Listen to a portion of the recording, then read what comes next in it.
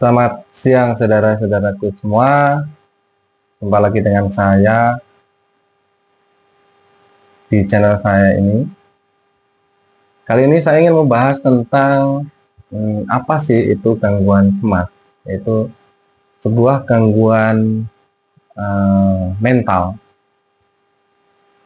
yang menyebabkan seseorang yang terkena gangguan itu mengalami gangguan cemas yang tidak dapat disebutkan atau dijelaskan oleh seseorang atau dirinya sendiri.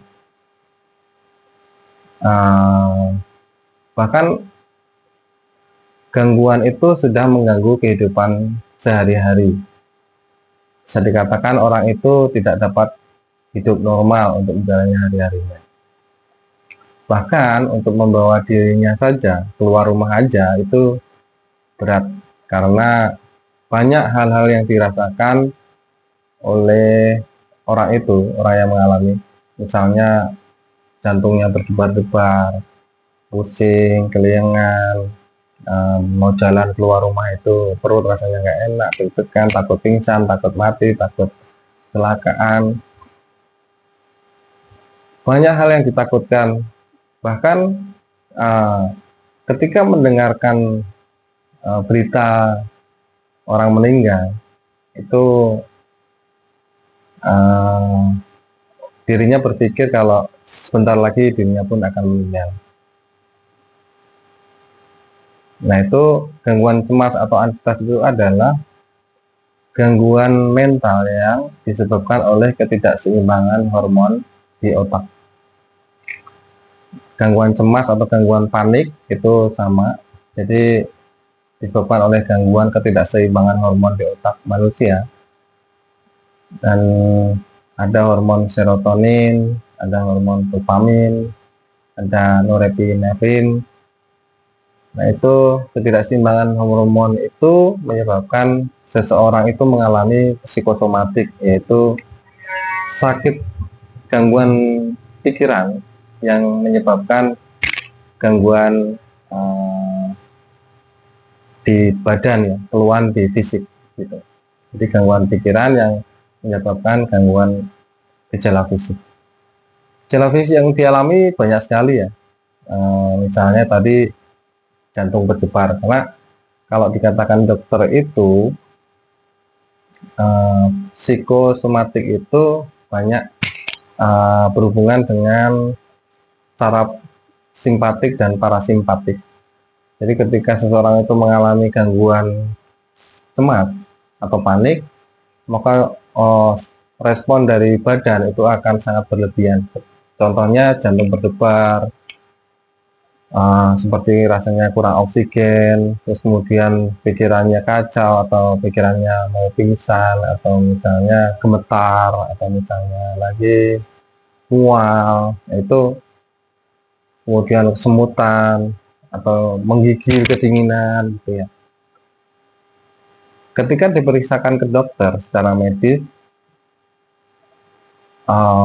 si pasien ini dalam kondisi yang sehat. Aneh kan? Nah, tapi itu secara nyata dialami oleh pasien.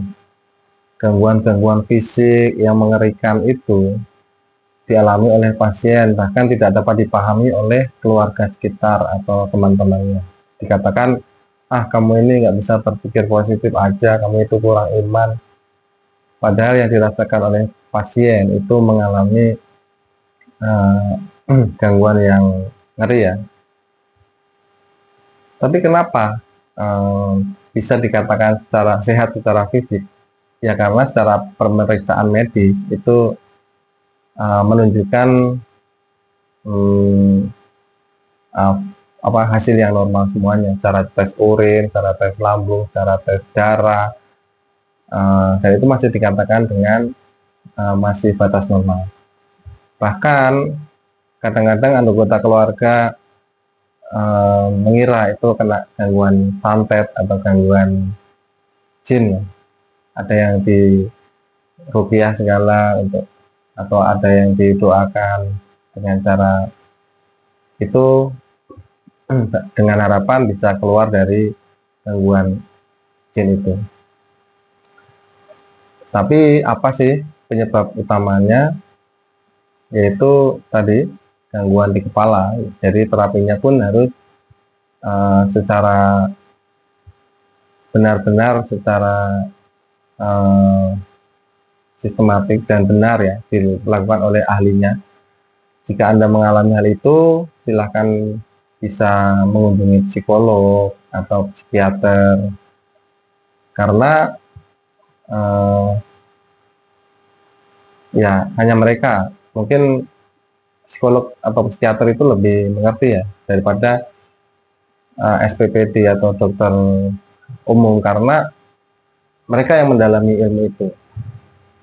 Jadi mereka punya serangkaian tes yang mengerti tentang psikologi, dan kemudian mereka akan melakukan tes melihat seperti apa sih ini, apakah masuk ke gangguan panik atau depresi atau ke gangguan cemas. Itu mereka yang bisa menilai, dan setelah itu mereka akan memberikan terapi-terapi ya, berupa terapi perilaku, pola pikir. Kemudian jika tidak sembuh, mungkin akan dibantu dengan obat-obatan juga. Dari diri sendiri nantinya diharapkan juga mengubah pola hidup dan pola pikirnya. Pola hidup menjadi lebih baik, pola istirahatnya juga lebih baik, pola makannya lebih baik. Kemudian jangan lupa untuk mengendorkan pikiran, merendahkan hati, berdoa kepada Allah Subhanahu wa Ta'ala.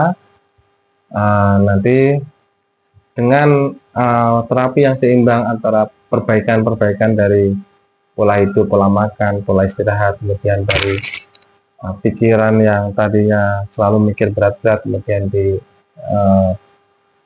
berubah menjadi pola pikir yang ikhlas atau mendekatkan diri kepada Allah. Insya Allah nanti terapi yang berjalan dengan obat-obatan kemudian dapat seimbang, dan nanti obat-obatannya pun bisa dilepaskan secara perlahan-lahan. Nah, setelah itu jika masih juga tidak sembuh juga, waktu itu mungkin saya juga mencoba alternatif, dan justru ada alternatif yang dapat memberikan kesembuhan. Nah, itu artinya adalah kesembuhan itu bisa didapatkan dari dari manapun, tentunya dengan izin Allah Subhanahu wa Ta'ala.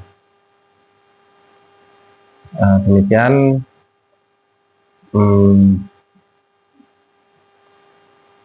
dari saya untuk pengertian dari sakit anxiety. Mudah-mudahan teman-teman yang mengalami ini bisa segera sembuh, segera pulih, dan bisa beraktivitas kembali. Sampai jumpa lagi di channel saya selanjutnya. Mudah-mudahan bermanfaat. Wassalamualaikum warahmatullahi wabarakatuh.